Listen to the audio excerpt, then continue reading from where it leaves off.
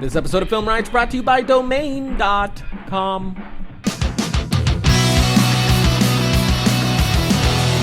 Welcome to Film Riot Mondays. Today we're going to answer some questions, and we have another Best of the Month winner to announce. Ooh, ooh. Mail sack, taking a look in Riot's mail sack. Will you ever go back and give Final Cut Pro X another chance, since Apple is listening and reintroducing features that were originally missing? For me, Apple putting out Final Cut 10 was like a big FU to professionals. I mean, they knew what they were doing. They're not stupid. They came from Final Cut Pro, which was a fantastic piece of editing software. We waited forever for the upgrade, and that's what they gave us. And Apple is so close to the chest on everything. They don't talk or listen to their users. Usually, we never know what's coming, when. It just all of a sudden pops up. And that's not how you treat professionals. You can't do that. This is how we make our living. So when we're sitting here waiting and hoping that they're gonna upgrade like the Mac Pros, and then we don't, what's happening? We don't know. They won't talk to us. But then you go to a company like Adobe, and it's so easy to get a hold of them. You just tweet something about them, and they're responding to you right away, telling you where you could find out the information that you want to. That's the kind of company that I want to get behind. One that has a fantastic product and gives a crap about their users. So to answer that question, maybe for the show. Would I ever use it again? I freaking doubt it. Hey Ryan, what can I do to help get the good shots when I'm in the scene? The other guys aren't that good at camera work. Thanks, bro. I've done this a ton of times. I just set up the shots before time. I'll have somebody stand in, play out the scene. I'll show the person that's gonna be running the camera exactly what I want done if it's handheld. The best way to do it is just go on sticks. Throw it on a tripod, set up the shot, show the person how it's supposed to look, headroom and everything, since you'll be taller or shorter than your stand-in, and then go with that. It's not too difficult. Just make sure you're showing people what you want and get them on your side. Don't be a tyrant either. Don't be like, you suck, do it this way, because then they're not gonna try and they're not gonna wanna help you out. But just show them to do, be patient with them, and start training some people to do what you do. And it's not too difficult, right? Yeah. Right? Right? Yeah. Right? Yeah. Good talk. Did you do ADR and Foley for all of Tell, or did you use some production sounds? For ADR, no, we didn't do any ADR. I did not want to replace any dialogue in the short film. It was really important to me that we used the production sound as far as any performances from the actors. That stuff is really hard to translate over perfectly on an indie scale. Well, on any scale, really, because you watch some major Hollywood films and the ADR just pulls me right out of the movie. I wanted the performances that the actor gave me to live all the way through the entire production, which came kind of hard in one scene. The production sound in one scene in particular was terrible. But the mixer I got, Glenn, did the man's a genius. He's a magician, and what he was able to do with the production sound, what the level he was able to take, blew my mind. We're gonna have to show you guys that at some point. The raw audio as compared to what he did with it. I was just delicious. As far as Foley, there's tons of Foley intel done by my Foley artist, Aaron, who did a fantastic job. Any footsteps that you hear, pretty much anything that you hear rattling around or making any kind of sound, that was all him. One part that I loved in particular was in the beginning when he walks out towards the car, you hear these dogs. That wasn't there. He added it in later, and for me that just added this extra sense of dread coming, like the dogs knew something terrible was about to happen. Little, but big for me. Do you miss working on Tell, or do you see it as something that's going to help you work on new ventures? It's definitely, well, I hope it's going to help me work on new and bigger and better things, but I definitely miss working on it. I actually just finished up one of the special features for the Blu-ray and DVD, which is this behind-the-scenes featurette, which I think I'm going to call the on-set experience, because I made it sort of like almost raw footage. There's barely any music. I kind of wanted it to make it feel like that you guys were on the set with us. It's like 36 minutes long. And editing it just made me wish we were back there shooting. It's just so much fun to be on production, and I can't wait to be in production again. Hopefully that's gonna happen really, really soon. And the Blu-ray comes out really, really soon with that special feature in it, which was a lot of fun to watch. Would you choose Jason Statham or Vin Diesel for a wingman in a zombie apocalypse? I think I would go Statham.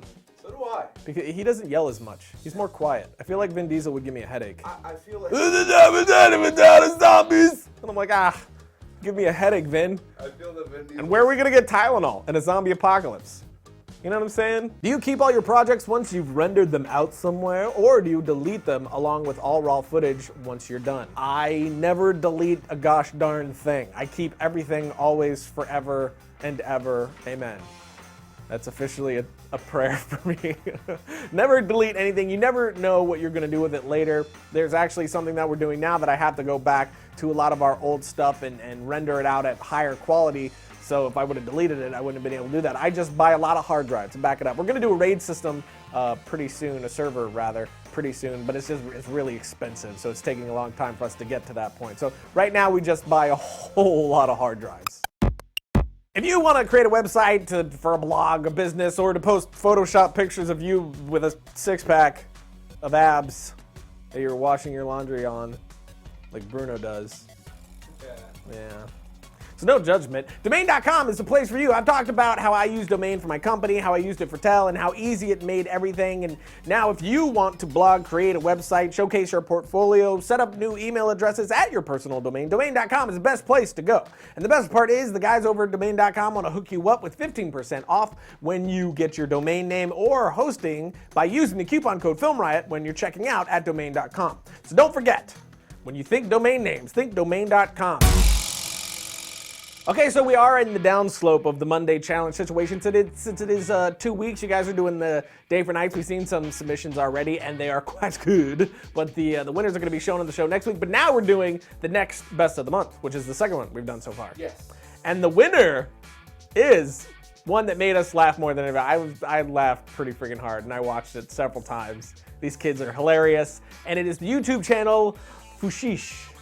Fashish, I don't know. It's these guys right here. Check out their channel. Very, very funny kids. They do a lot of great videos, and you will be receiving a prize quite soon, which is a hand-picked DVD by us. A Blu-ray or DVD? Well, we got to find out from them if they got a Blu-ray or DVD player. Okay. Whatever you got, it's coming at you. It's coming at you, friend. One of my favorite films on its way to you. I like not telling them. That when they get it, they're like, what is this? What is this? Oh, I hate this movie. Hopefully that doesn't happen. But congratulations, guys, and great job again. Now it's time for a fantastically terrible moment in cinema.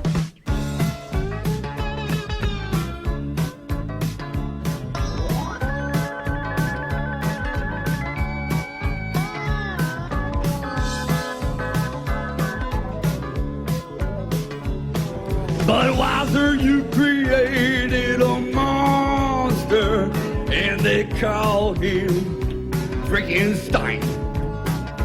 And the tavern down the street is the laboratory where he makes the transformation all the time.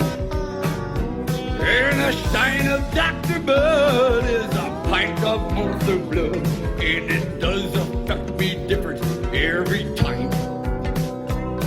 Budweiser, you created a monster, and they call me Frankenstein.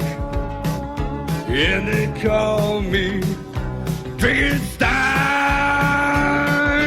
Yeah, I'm Frankenstein. I'm Frankenstein. I'm drinking. That was both fantastic and terrible.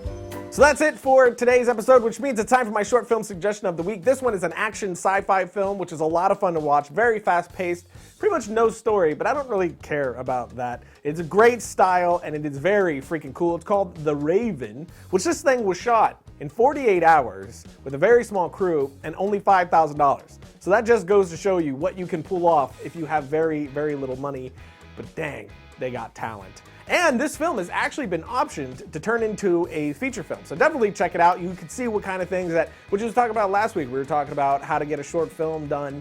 This is a great example of that. These guys put their short film online for $5,000. It blew up online, and now they got a freaking feature deal going out of it. So check it out right here. It is a great short film, but that's it. As always, you can come follow me on Twitter, twitter.com/Ryan_Conley, and I'll see you guys next week when we get to the latest submissions of Monday Challenge.